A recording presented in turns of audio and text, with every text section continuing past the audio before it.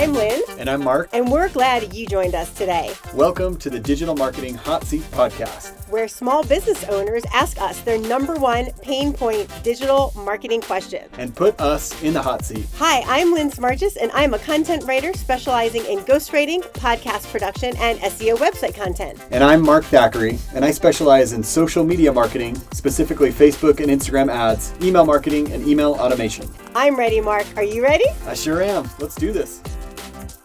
Hey, small business owners. We're so happy that you joined us again today for another episode of the Digital Marketing Hot Seat Podcast, where you get to listen to small business owners putting Mark and me in the hot seat to answer the digital marketing questions. And in today's episode of the Digital Marketing Hot Seat, Mark and I are going to be in the hot seat when our fellow small business owner and fellow podcaster and my fellow writer, Kent Saunders, is going to ask us his burning digital marketing question. And in season 2, we're changing up our interview format a bit as we are going to find out more about our guests during the first half of the show. And we're going to ask them why they started their business and how they chose the services that they offer. So you definitely want to listen to this one because Kent has some awesome services that you were going to want to use. All right. So Mark, would you like to introduce our guest, Kent Saunders? Yes. Kent is the founder of Inkwell Ghostwriting, which helps leaders grow their business through books and other content. He is also the author of The Artist's Suitcase, 26 Essentials for the Creative Journey, and co-author of Performance Driven Giving, the roadmap to unleashing the power of generosity in your life. In addition to writing books for himself and his clients, Kent loves to help other writers.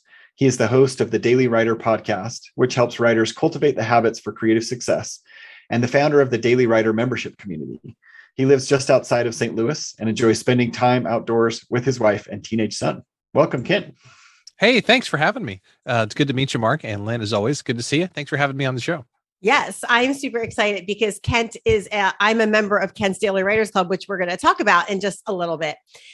So Kent, first of all, we're going to ask you, because one of your main things is ghostwriting. And so how did you choose ghostwriting for your small business vertical?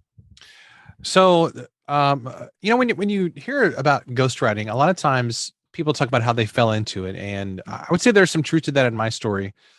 But it was actually a very, very intentional decision.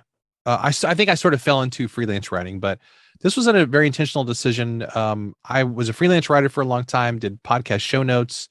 I tried several other businesses. I tried like fulfillment by Amazon, where you ship stuff into Amazon and you sell it. That was a dismal failure. I didn't do it well. I applied for a bunch of other positions around education and marketing and writing. Got none of those jobs, which I thought at the time that I wanted. I feel like I tried a little bit of everything. And then finally, I just thought, man, I'm so frustrated and not feeling like I have a really clear direction as a business owner. And I was a college professor at the time. So one day I just sat down kind of in my own frustration. And I thought, okay, what are the qualities that I'm looking for in a business? If I'm going to build a business, what are the things that I would want to have part of that? And so then this is literally what happened. I sat down and I came up with a list of 5 things. One was I wanted the ability to work from anywhere. I wanted the ability to work on my own schedule. I wanted the ability to set my own income. So like the smarter and harder I worked, I wanted my income to be based on that, not from someone else, like an arbitrary salary like I had at the college. And then I also wanted to use my main writing gift, which is writing. That's my main marketable skill. And I also wanted whatever I did to put me in the orbit of highly successful business leaders. So as far as I could tell, the only 2 things that really fit those criteria were copywriting and ghostwriting. And I chose to focus on ghostwriting because I just enjoyed writing books more than I enjoyed copywriting, even though copywriting is a highly amazing and really necessary skill. I felt like I could explain to people really easily what I did for a living. I'm a ghostwriter. I write books for people who don't have the time or the ability or the desire to write their own books. And I do that to help them grow their business. So for me, that was a fairly easy way to explain what I did. So that's kind of how I got into that. Awesome. Yeah, no, a lot of those key things that you said on your list, I think are reasons why lots of entrepreneurs jump into entrepreneurship. Yep. Yeah, because I love the fact that like I can just go off and travel. And if I want to work, I can. But if I don't want to work, I can just get all my client work done ahead of time, which is really great. And then I know you have the Daily Writers Club. So what can you just explain to our listeners? And if you are a writer, you definitely want to jump in and get onto this because I'm a member and I love it. What is the Daily Writers Club in a nutshell? And why did you decide to start the Daily Writers Club for writers?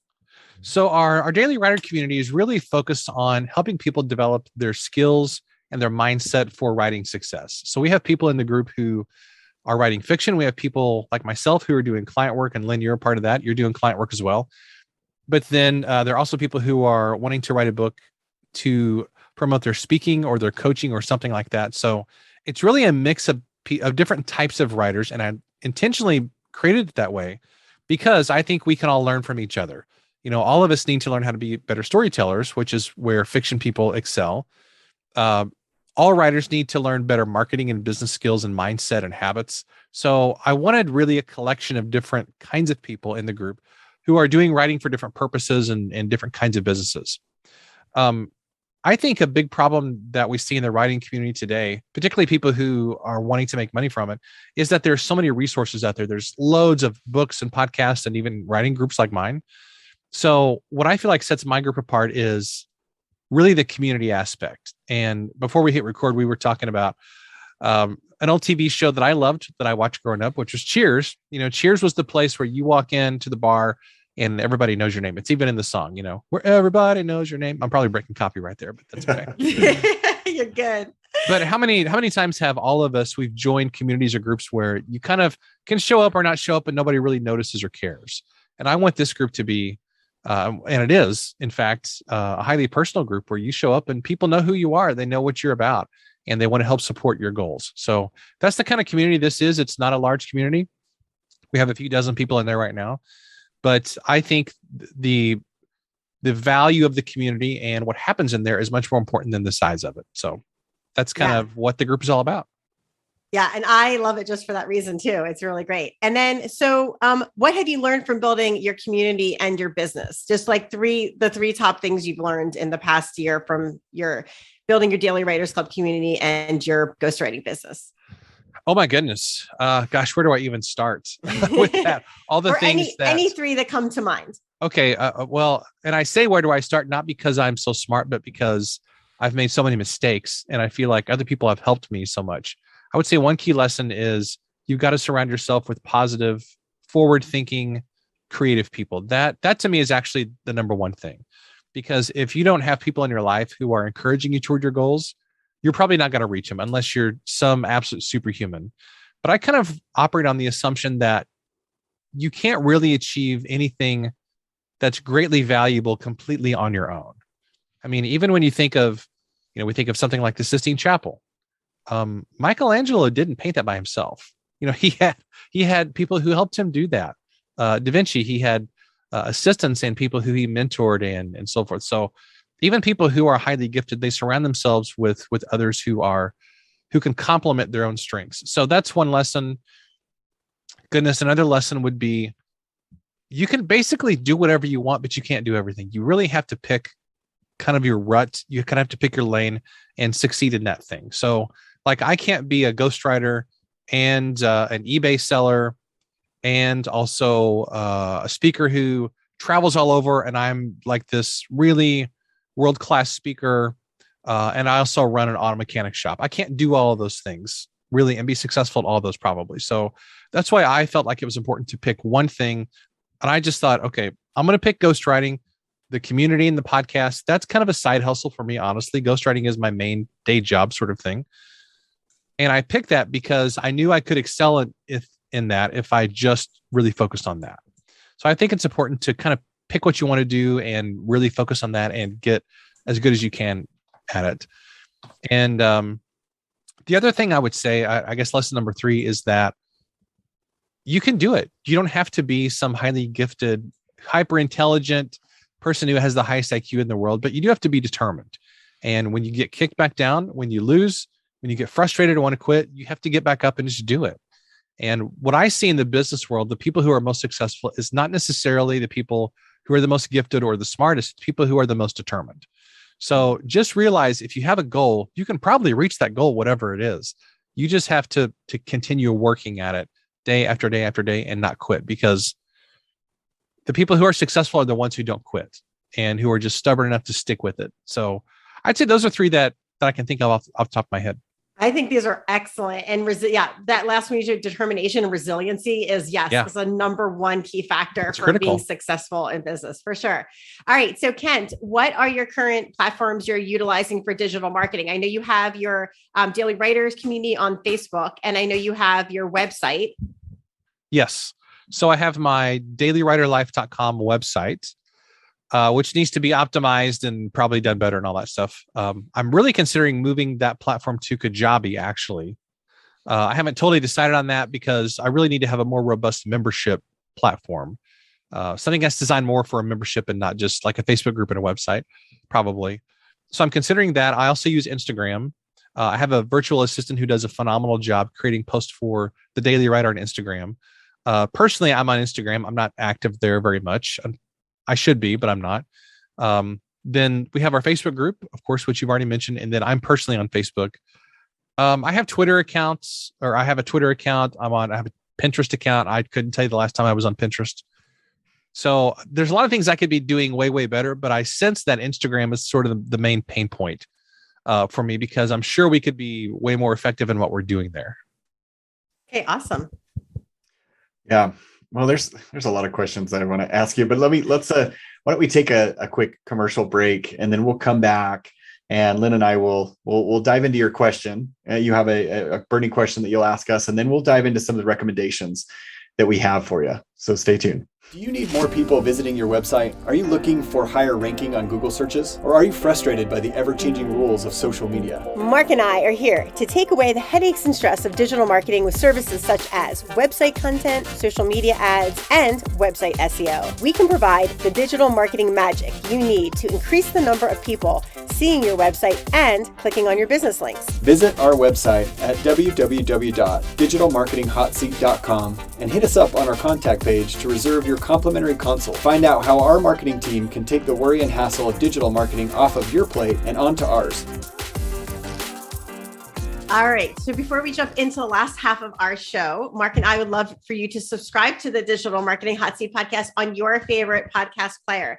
Also, please rate and review the Digital Marketing Hot Seat podcast so other small business owners can find this information, utilize it to grow their small business.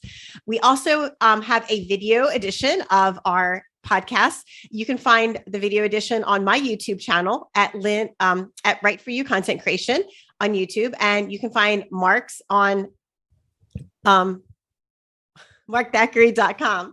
So as always, the links mentioned will be in the show notes underneath the album cover. All right, Mark, are you ready for the digital hot seat question from Kent? Yes. Kent, why don't you give us your question that you had? Okay, my question for you is, how can I be more effective at promoting my Daily Writer community and podcast on Instagram? All right, so do you want me to take the lead on this one, Mark? Sure, yeah, why don't you go ahead? Okay, so one of the things I was thinking of, because I've been on your Daily Writer on Instagram, is reels are really big right now. And I know it's kind of a pain to get on every day and make a reel, but to grow your Instagram, one of the ideas I came up with when I saw that question was like to post a question as a reel on your Instagram, and just like post the question on there. And then underneath where you would write your content for that reel, say like, hey, we're answering this in our Daily Writers community on Facebook, like check our bio for the link. And do you have a link tree for your Instagram, Kent? No. Okay. So Linktree, do you know what a Linktree is? I do. Probably whatever question you ask me, if I have it, the answer is probably going to be no, just FYI. Because if you ask, have you really thought this through? Do you have a strategy? The answer is probably going to be no. That's okay. So we're here to help her. Okay. So what I would do is get a link tree. So go on, it's linktr.ee, sign up for a free account. You can get a free account and have like 4 or 5 links. The only reason you would want a paid is if you want to increase your email list. So they have some really great options on the paid version, which is like $6 a month. It's still super cheap. So if you want to increase your options with that, you can see they have like a lot of really great options as far as that goes. But anyway, the reason you want a link tree for Instagram is because Instagram only gives you one link. But if you have a link tree and people click on that, then they can have, you could put multiple links on your link tree so people can see like, oh, here's the Daily Writers Club. They can click on it and then go into the community and apply to be in the community. So that gives them a direct way to like see your reel, or even see a post that has a question that somebody just posted on the Daily Writers Club on Facebook, and say like, hey, we're answering this in our Daily Writers Club. Click the link in the bio, so that people will be like, oh, I'm really interested in seeing this. They'll click the link and come over. So that was my initial idea. Mark, what do you think? What kind of ideas do you have for Kent? I think that right alongside those, I think the video is a very important thing to be doing right now. Shorter videos, just because, you look at the consumption rates, you look at, the rise and the meteoric rise of TikTok is one prime example. And that's because of video, and you just see how it's taking over a lot of these social channels. I was on Instagram last night, and when you get on those reels, what happens? It just gets cycled through. You just keep going, and that's what, so they promote those. They tend to favor those a little bit more, just because from their perspective, more people are consuming more content. They're spending more time on Instagram, gives them more chance to feed advertising to that audience. And so you look at it from their point of view, and they want people to stay on there longer. Video is a great way to do that. And like Lynn, I think the videos allow for a lot of interaction, personality, two different things. One, engagement from people. If you're asking a question, it can, and maybe you give kind of partially part of your response or what your inclination is, but then ask for clarification, or, if there's someone who has a differing opinion. But also, I think just showcasing that personality. You're talking about a community that you're inviting people to that community. That's the objective. And so if you can showcase or highlight that community and what it feels like, what it looks like, and I think that's a great way to do that through video. Another thought that I had that came to mind when we were mentioning Instagram is it's a great tool for collaboration, and so it's an easy way to gain access to other people's contacts and their sphere of influence. If you collaborate with them on maybe showcasing them, featuring them on a post or a reel, or just a video of some sort, where it's good for them because it's kind of a feather in their cap, so to speak, and they get exposure to your audience, but in exchange, it's gonna bleed over into their audience for you. And so, and they'll most likely reciprocate too, if it goes well. So those are great opportunities where you find people that have a similar audience that you're looking to target, and just find a way to create value for that audience, or for that person, and they will likely reciprocate in kind. So yeah, that's another thing that came to mind. So I have some ideas building off of what Mark just said, Kent. So one of the things when Mark talked about collaboration, this is really huge. And a really great idea is like once a week, like you can schedule whatever time is that you want, like maybe it's Thursday at noon, whatever it is. Like, so just pick a time once a week to do a live collaboration with somebody and invite people and say like, hey, I would love you to come and collaborate with me on this live, like, you pick a day this month. I do it every day, Thursday at noon. Like these are my days I have available. And then just to get on that live with that person, because when you do that collaboration on a live, people can follow you that are already following the other person that you're collaborating with. Another great way to collaborate with people is when you go on Instagram and message somebody, instead of just text messaging them, click that little microphone and leave your voice. You get a much higher response rate when you leave your voice and message somebody. So that's another idea. Another thing I wanted to talk about too with the video, if you time your video from start to finish, which is like, and it's 55 seconds or under, they say under a minute, but like, I feel like 55 seconds or under safer. You can schedule it on if you have a social media scheduler such as Buffer or Hero Post or Later. So if it's under a minute, you don't have to worry about posting it like natively. You can just give it to your VA to schedule it. And what I do for my VA is I have like all of my March video, like all my videos for March in the March video folder. So they just pull them out, schedule them for me. And so that's super convenient. Nice. I love these. I'm going to have to go back and run this. Really what I'm going to do is I'm going to run this audio of this interview through Transcript through Descript rather. And I'm going to go back through this with a fine tooth comb and extract all these really good ideas because I can't write fast enough. Yeah. So, Well, yeah. there's so many things that you can do, and that's the opportunity, but it's also kind of the curse, it's the challenge, is that you don't, I don't know. So you just have to try with some of these, whichever ones feel most comfortable to you. Right. And which are sustainable, long-term. Another last one that I'll share is just, the power of, tremendous power of, Facebook and Instagram, is just the targeting. If you decide to do a paid campaign, then you can target people very specifically, based on their interests or other people that they follow or pages or things like that. And you can do that very cost effectively now. And so that could be something that you might consider down the road. It's the nice thing about that is that once you set that up and once you go through the experimentation process to find a message that's relevant and that works, then you can scale that and you can kind of automate it quite a bit, so it's you take that manual effort off of your shoulders and place that squarely upon Instagram.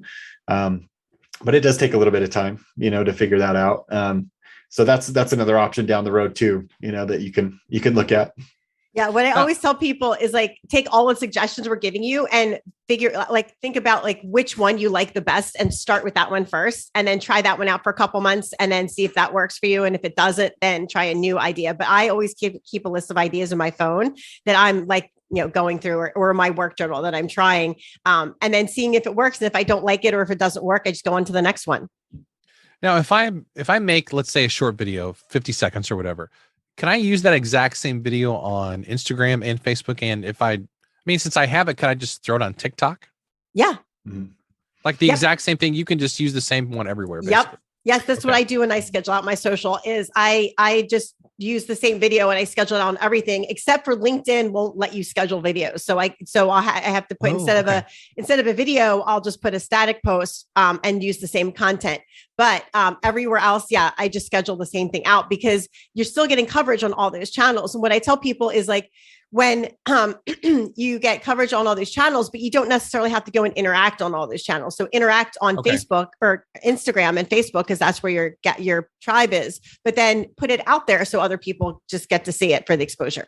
Okay. Perfect. Yeah, I love this. One little detail to remember too, is that they don't like you to, so if you upload it to YouTube, they don't necessarily like you to link back to YouTube. So you do upload, if you're using a scheduler, that'll upload as a native file. But if, just because obviously the platform doesn't want to redirect you off to another competing platform. Okay. so yeah, they like it when you just upload it to that specific platform. Okay. See, that's really interesting because I've noticed. Now, again, I'm sort of behind the times on social media stuff, and I fully embrace that. I own that. But it is interesting that whenever I just make a comment on Facebook about something, many times I'll get, a lot of comments or whatever. But if I just post a link to something and comment on it, way fewer people see it. If I just post a YouTube video in there, nobody sees it.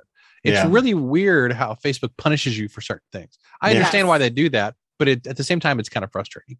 Yeah. Their AI algorithm is very picky and choosy. Yeah, they know what you're up to. Exactly. Oh, they do. They do. Probably every moment. And that's true. But one thing, speaking of the comments and the engagement, I think that's what makes social so unique is that you can have these ongoing conversations, and it's not, email is a little tedious to do that sometimes, obviously you're not in person. So this is kind of the next best thing where you can bounce back and forth different ideas. And I always encourage my clients to do that. It's just, if someone has a question and you respond, ask a follow-up question. So it keeps that conversation going.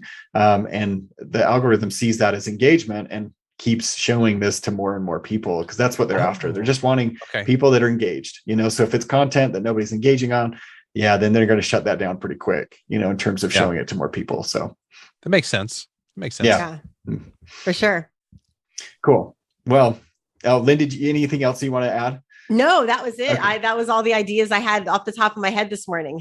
Cool. Well, Kent, thank you so much for coming on. Where can listeners connect with you if they want to learn more about you or your online community? What's the best way to get in touch with you? They can go to dailywriterlife.com. And if they want to check out the podcast, then you can access the podcast on that site as well.